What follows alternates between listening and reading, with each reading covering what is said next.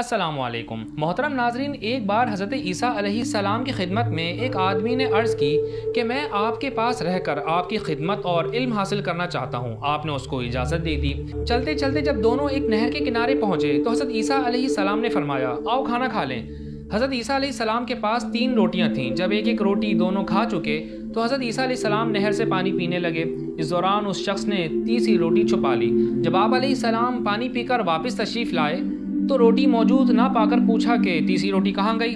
اس نے جھوٹ بولتے ہوئے کہا مجھے نہیں معلوم۔ آپ علیہ السلام خاموش ہو گئے۔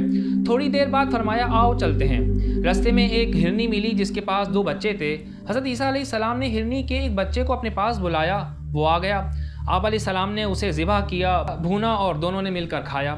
گوشت کھا چکنے کے بعد آپ علیہ السلام نے ہڈیوں کو جمع کیا اور فرمایا قم باذن اللہ، یعنی اللہ کے حکم سے زندہ ہو کر کھڑا ہو جا۔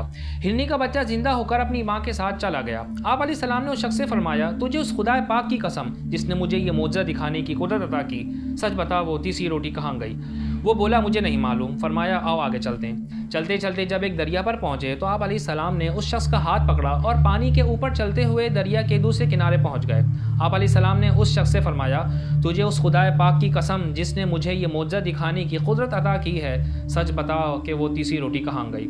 وہ بولا مجھے نہیں معلوم۔ آپ علیہ السلام نے فرمایا آؤ آگے چلتے ہیں۔ چلتے چلتے ریگستان میں پہنچے تو آپ علیہ السلام نے ریت کی ایک ڈھیری بنائی اور فرمایا اے ریت کی ڈھیری اللہ پاک کے حکم سے سونا بن جا۔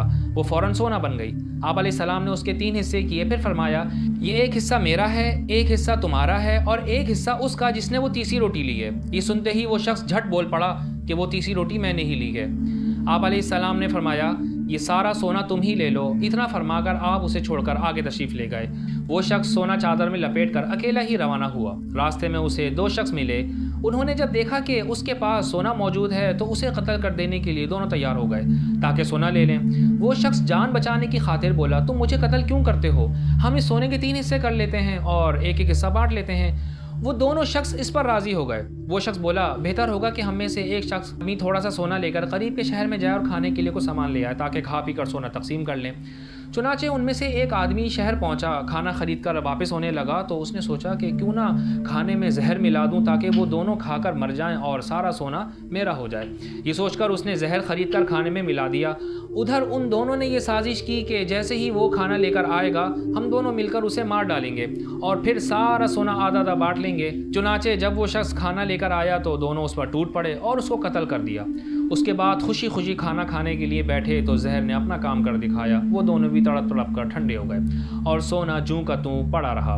پھر جب حضرت عیسیٰ علیہ السلام واپس تشریف لائے تو چند آدمی آپ علیہ السلام کے ساتھ تھے۔ آپ علیہ السلام نے سونے اور تینوں لاشوں کی طرف اشارہ کر کے ہمراہیوں سے فرمایا دیکھ لو دنیا کا یہ حال ہے، لہٰذا تم پر لازم ہے کہ اس سے بچتے رہو۔ تو ناظرین یہ ہے دنیا اور اس کے مال کی حقیقت کہ جس کے پیچھے ہم دن رات دوڑتے رہتے ہیں اور آخر میں ہمارا حال بھی یہی ہوتا ہے۔